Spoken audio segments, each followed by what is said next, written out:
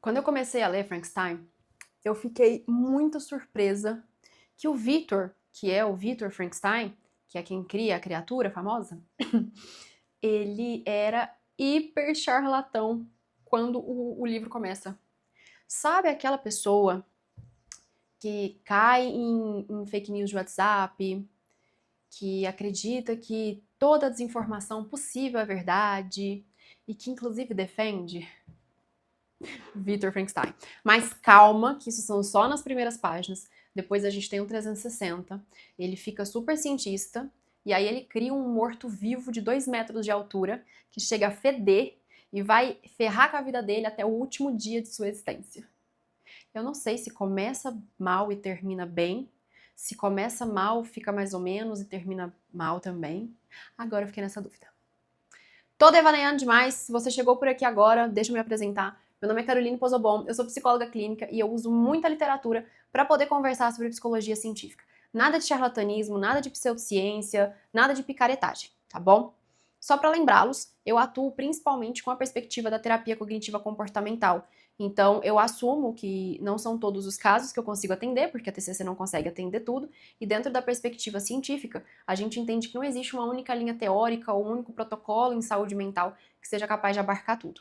Mas, para produzir conteúdo, é óbvio que a minha linha teórica da terapia cognitiva comportamental acaba dominando a minha fala. Então, já deixo isso claro, beleza?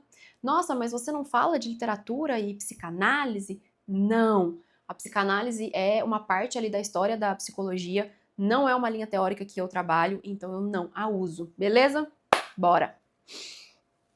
Gente, como sempre, eu acho que deve ser um saco assistir o vídeo da pessoa 500 vezes. Não, não é, porque eu assisto alguns produtores de conteúdo e todos eles, aqui no YouTube, e todos eles começam com a mesma frase. Então talvez não, talvez isso seja aqui, ó, uma distorção do meu pensamento.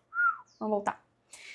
Talvez seja um pouco chato eu falar sempre que eu não gosto de dar spoilers, a não ser quando estamos no meu clube do livro ou quando é estritamente necessário. E eu achei que por ser um livro de terror, ficção científica, talvez dar spoilers teria que ser uma coisa muito necessária. Mas, como nenhum clássico vira clássico à toa, eu me lembrei disso, né, lendo Frankenstein, e é um clássico do terror, é um clássico da ficção científica, é um clássico da literatura, e não é um clássico à toa. Porque o negócio não é a gente descobrir grandes coisas do enredo, não é o plot twist de quem matou quem, que é uma coisa que eu vejo que a gente é bem sedento hoje em dia.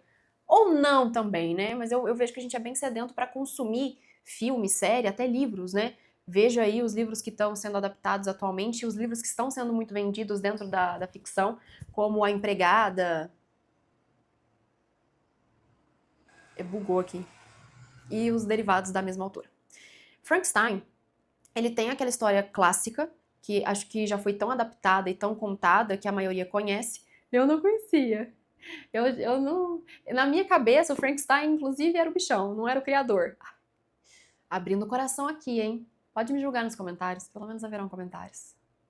Mas, apesar de todas as adaptações, enfim, não tem nada que, a não ser que alguém faça uma releitura, uma paródia, não tem nada na história que seja muito assim, meu Deus, eu estava esperando por isso.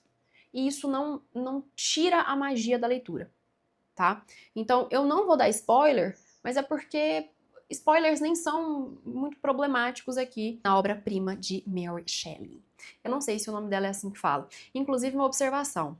Por mais que hoje a gente produza muitas histórias de terror, que a gente tenha bons filmes, inclusive, bons livros, a gente tem o nosso rei do terror, aí o Stephen King, não dá pra negar que fazer uma história como Frankenstein, hoje, eu acho muito difícil. Porque é uma história muito bem escrita, é uma história que pega a gente pelo terror, e não é aquele terror de jump scare, né, enfim. Mas é muito bem escrito, porque tem uma alegoria, parece que por trás. E assim, a autora conviveu com Lord Byron. Ai, Carol, o que tem o Lord Byron? Gente, pra quem não sabe, o Lord Byron foi um escritor inglês que foi o grande nome aí da segunda geração romântica. Esse é meu auge, Carol, minha professora de literatura. Mas, claro que não vou entrar aqui em detalhes porque não é minha área de atuação. Pessoal da letras, por favor, fique à vontade para me corrigir, isso é o que eu sei do Lord Byron. Mas desde adolescente eu tenho um trem com esse homem. Eu não sei porquê. Eu acho ele incrível. Ai, Carol, mas a segunda geração romântica tem toda aquela coisa da idealização da mulher. Eu sei! E ainda assim, eu tenho um negócio com esse homem. Ele é meu crush literário. E a Mary Shelley era brother, amiga dele. Extremamente bem escrito. E assim, a Mary Shelley é... Mary Shelley, eu acho que eu tô falando o nome dela errado. Mas ela conviveu ali com grandes nomes da literatura da época dela. Teve, inclusive, alguns pontos que aí, a edição aqui da Dark Side é sensacional, né, gente? Meu sonho. Se uma editora quiser um dia me mandar um recebido Dark Side, I'm ready for you.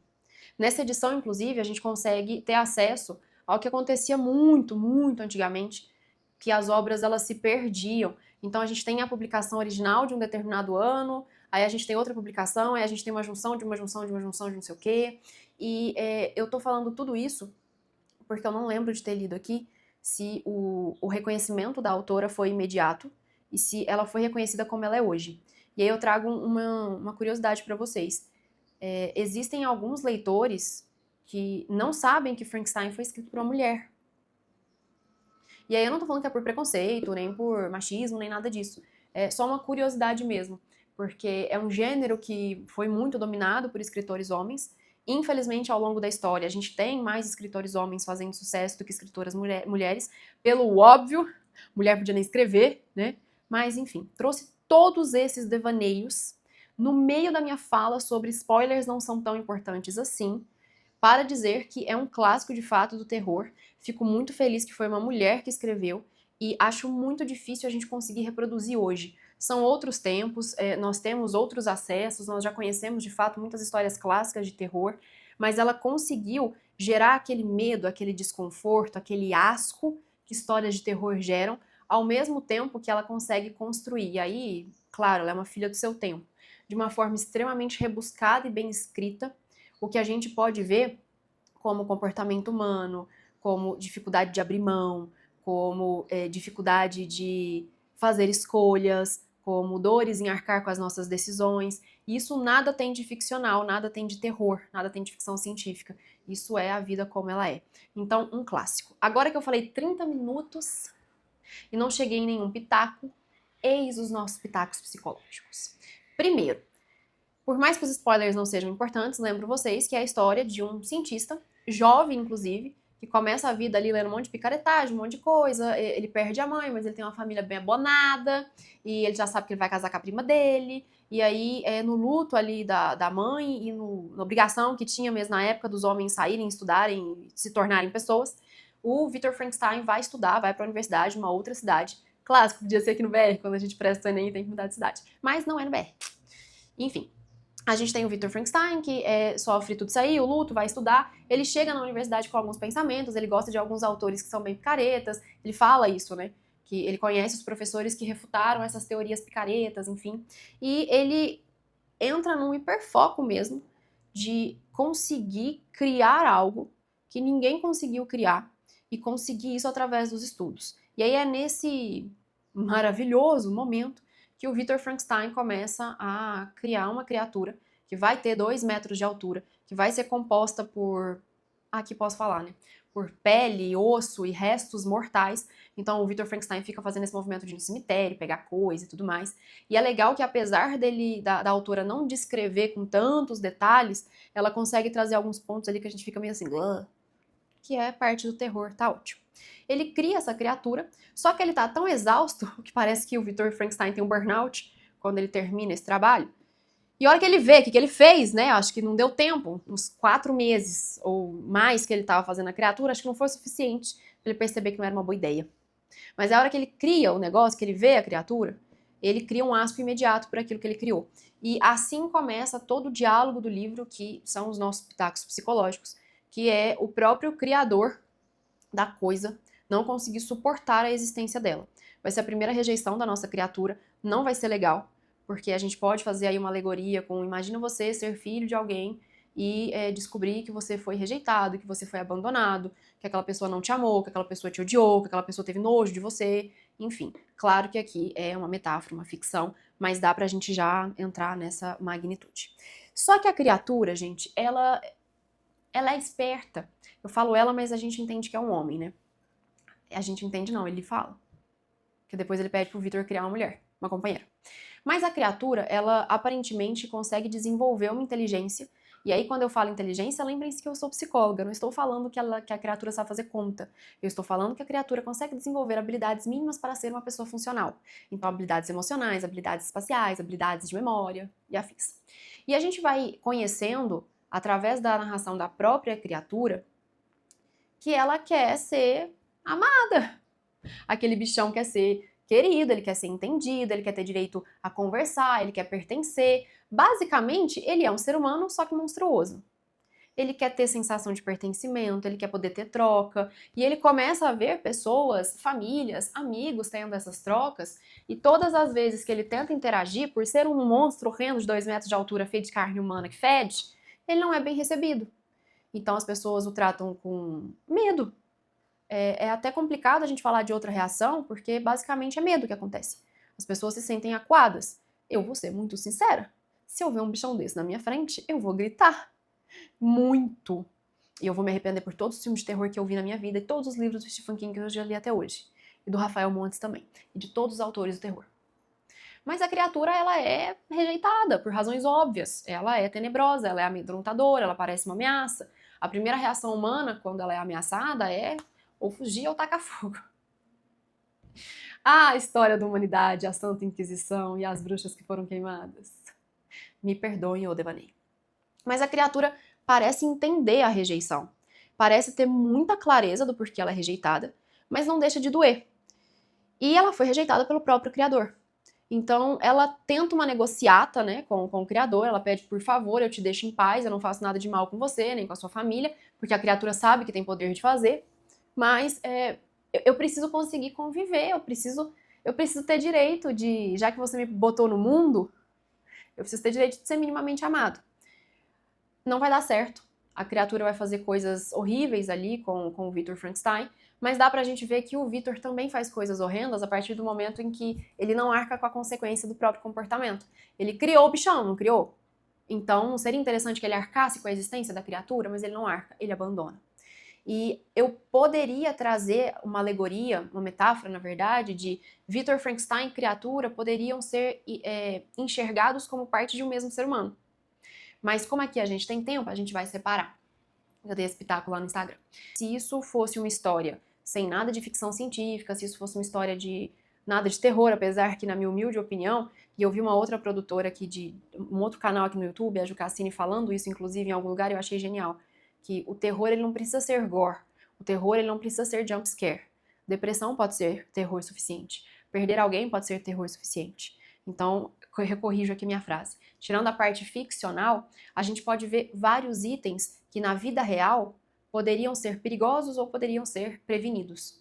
Se nós estamos diante de uma pessoa, seja um filho, um protegido legal ali, uma pessoa, uma criança, um adolescente que está na nossa casa com algum fim legal, a gente pode se entender no lugar de responsável por aquele ser humano. Claro que vai ser difícil, claro que eu não sou mãe, tá, gente? Não tô falando que a coisa é fácil. Só tô tentando trazer a literatura pra gente conversar sobre psicologia. Ser responsável por um ser humano vai trazer consequências muito danosas. Ser responsável por um ser humano pode significar tolerar o desconforto máximo que é aquela pessoa me frustrar diariamente, aquela pessoa não ser quem eu quero que ela seja, ou aquela pessoa não realizar as coisas que eu acho que ela tem que realizar.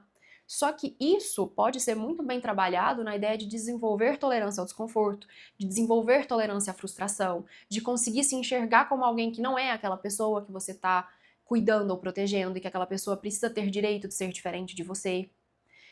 Isso pode ser muito bem desenvolvido, não que vai ser perfeito, mas pode ser muito bem desenvolvido. Por quê? Porque abrir mão da responsabilidade pode ser sim muito nocivo para aquele ser humano. Não estou dizendo que ele vai desenvolver um transtorno mental, não estou dizendo que ele vai ter comportamentos criminosos, não estou dizendo que você vai ser responsável por nada.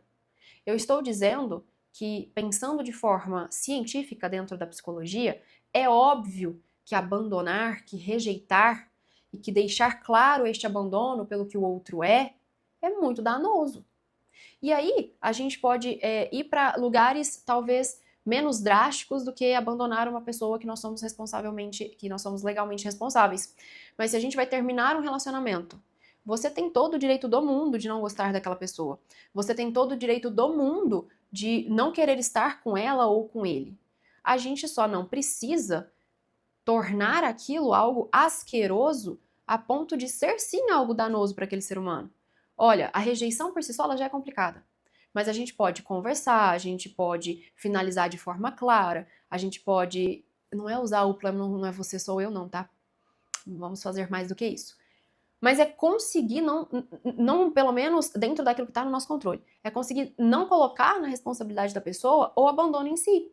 Olha, nós estamos terminando, não é porque você é um lixo, não é porque eu te odeio, não é porque eu tenho nojo de você, não é porque você é a pior pessoa do mundo. Eu estou terminando porque de fato nós não somos compatíveis, eu estou terminando porque eu entendo que não dá mais certo, eu não quero mais. Mas de um jeito educado, gentil, minimamente equilibrado, para que a gente não tenha um Frankenstein que é estou vomitando naquilo que eu comi. Eu estou deixando claro que eu tenho asco, ojeriza, nojo a você.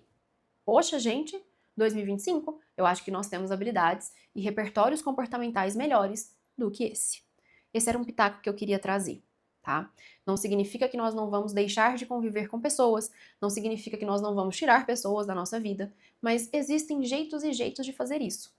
O Victor Frankenstein, no auge do episódio de burnout que eu entendi que ele teve, ele abandonou a criatura e dá para fazer uma alegoria como se ela fosse uma criança, porque a criatura nem falava. A criatura desenvolveu a habilidade da fala sozinha, tá? Este é um primeiro pitaco.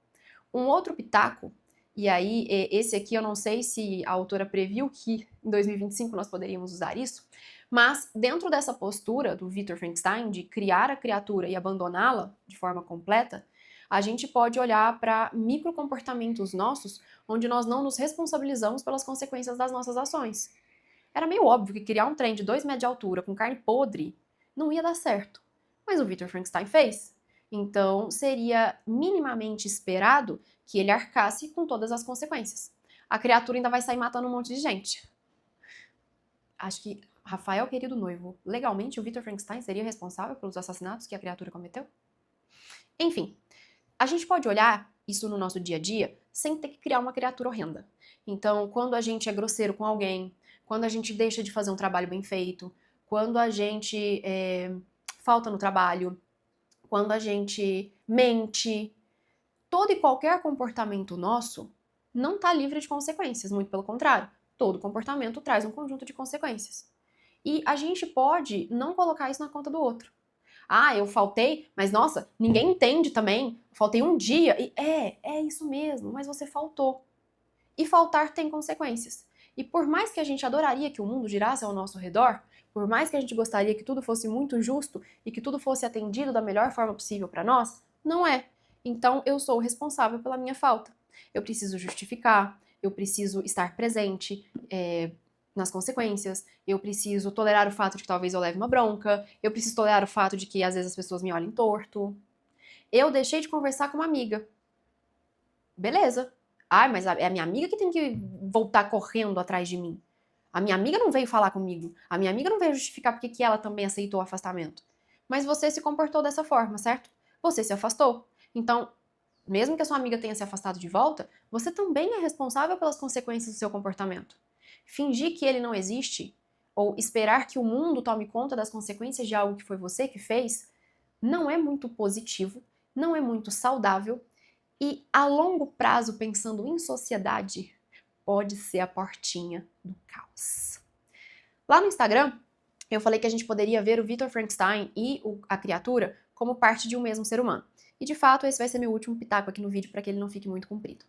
Se nós juntarmos os dois, a gente pode ter a máxima que não existe ninguém na face da Terra que é 100% bom, nem 100% ruim. Eu sei que isso é muito difícil de visualizar, eu sei que existem comportamentos criminosos que a gente olha e pensa, meu Deus, isso não foi feito por um ser humano, ou esse ser humano não tem nada de bom. Mas infelizmente é mentira. E eu entendo 100% se vocês ficarem revoltados comigo, tá? Eu tô falando como psicóloga. A Carol, pessoa, quando acontece alguma coisa, por exemplo, um estupro com um vulnerável, estupro de mulheres no geral, eu como ser humano penso, não tem nada que a pessoa, que o agressor fez na vida que seja bom. E eu quero que vocês entendam que tá tudo bem ficar com raiva de mim. Eu estou aqui falando como produtora de conteúdo dentro da psicologia usando literatura.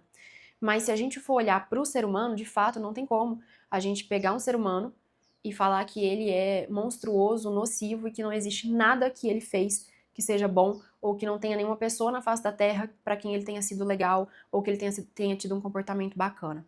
E é nessa perspectiva que dá pra gente juntar o Victor Frankenstein com a criatura.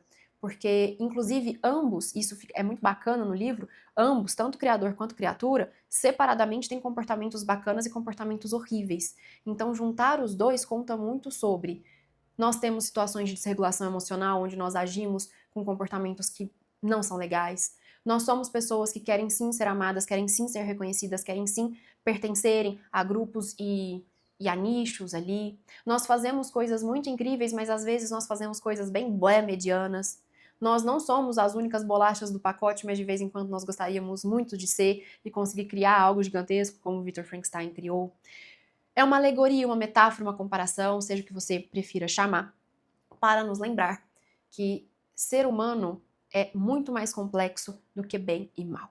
Era isso, acho que eu falei demais. Por favor, deixem aqui nos comentários o que vocês acharam, se vocês já leram. Comentem outros livros que vocês gostariam que eu trouxesse, ou mesmo séries e filmes que talvez eu consiga conversar com alguma leitura. Não deixem de se inscrever, me sigam lá nas redes sociais e vejo vocês na próxima.